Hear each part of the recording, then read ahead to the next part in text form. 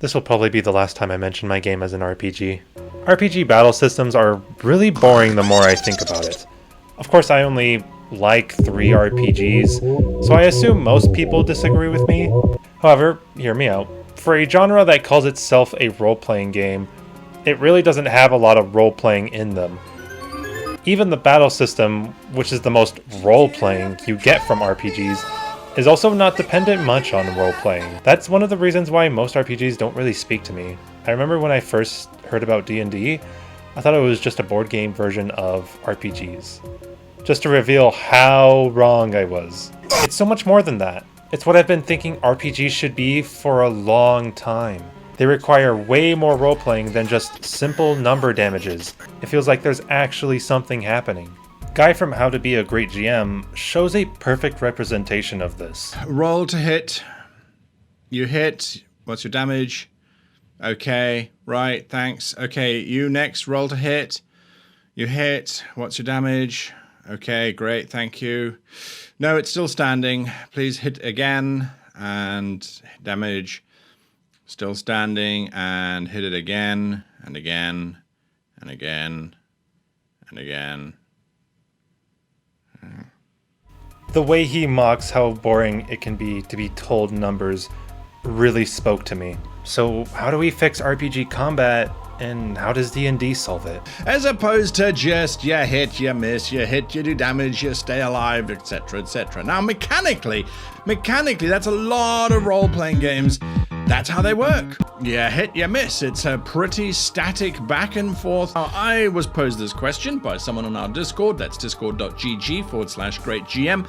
And they said, how do we make combat more interesting? Not from a mechanical perspective, not from any of those kind of perspectives, but simply make it more fun. These are things that I try and do to make combat less of a roll slog and more of a fun cinematic moment. After all, I mean, if we could have fight sequences like they had in Lord of the Rings or in a good old-fashioned any kind of movie for that matter, it's much more dramatic, isn't it? What a perfect way to describe what I want in an RPG. Not a roll slog, but a fun cinematic moment. Now, considering that my game revolves around a table and a gun, of course it might be a little harder to do something cinematic, but stuff like making a board game battle has been done before in a cinematic style. I think mainly when there is some dialogue going on with characters, that helps make something a bit more cinematic, which is why I like having the roll system. And the idea that your character is a lot limited in a role-based battle compared to physical battles is an excuse that I can get behind when it comes to RPGs. Because I feel RPGs miss the potential to do something great with their combat when they don't have the same limits I have with my game. But let's go back to what you said. Cinematic moment. While it may be a bit hard, how can we do this for Fate's Gamble? Well, to be honest, I've had this idea for a while now, since Fate's Gamble originally started, but never got the opportunity to develop it. And that involves the environment. So, how do I go about making combat a little bit cooler? Well, this is what I do. First up, we have the situational type of combat. When I'm talking about situational stuff, that is you as the GM positioning things within the scene that will make it more dramatic. If a fight is going to happen within a tavern and there's a set of stairs and a balcony overlooking that room, the rule of cool says someone either has to tumble over the balcony or roll down the stairs in a dramatic death moment. That is something that you as the GM can throw in so easily. The archer fires his arrow, it slams into the assassin at the top of the balcony who's standing looking over the crowd, ready to drop his poison into the Duke's drink. The arrow plunges deep into his chest. In other words, yep, you rolled a natural 20, confirm, okay, great, thank you. Right, what's your damage? 3d8 plus 12, that's more than his hit points, great. That's the comparison. The arrow lands in the archer's chest, the assassin's chest. The assassin groans, drops the poison onto the balcony floor. As it's about to roll towards the edge of the balcony, the assassin, clutching the arrow, tumbles over the balcony and crashes dramatically into the bar, shattering glasses and sending those of weak constitutions screaming in all different directions. And then the scene is over. That is so much more interesting. You really see the difference between a roll slog and a cinematic experience. In most RPG games, the background is always a static image. There's nothing wrong about that, but there's nothing you can use around it. The background is only meant to be a setting for the battle. But let's also take objects into account. Objects. If there is a bar stool, or if there is a bar table, or if there is a glass table in the scene, the person and the people fighting must break it. It's a law. It has to happen. There is always stuff in there that could be dramatic. A chandelier to swing across, a bell rope to hang from. Combine objects and locations, and you have a veritable playground. Now, I haven't played every RPG in existence, so do tell me if there's any other games that are like this. But the only game that I know that is like this is Super Mario RPG. I might be crazy. Is this the only RPG game that does this idea? When fighting Bowser, you can attack like the Chain Chomp holding the chandelier instead of just attacking him. In another battle, you have to attack the egg that Birdo's in before fighting her. I should also point out that if Birdo shoots an egg at you, you can defend yourself and then it will just deflect, and then you can attack the eggs to create a chain of explosions. This game is amazing. Or, spoiler alert, in the final boss of the game, you can attack the smelter, which, if I'm correct, it does not attack you, but it literally creates enemies, so you have to attack it if you want it to stop smelting enemies.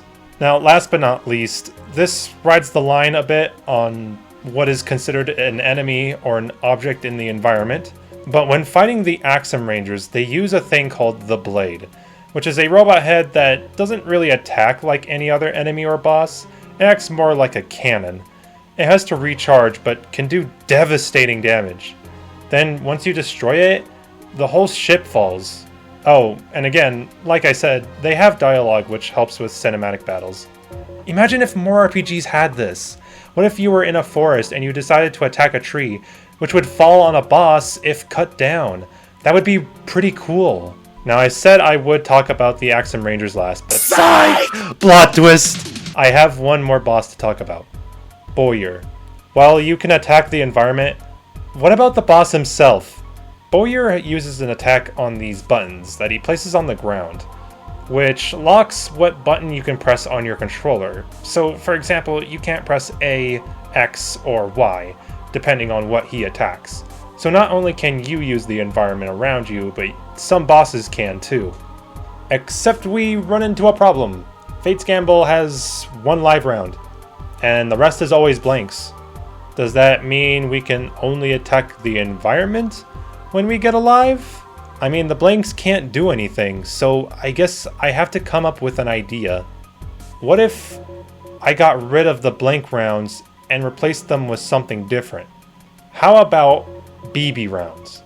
BB rounds won't hurt any enemies, but can be used to shoot a specific object in an environment, while live rounds only hurt enemies but no objects.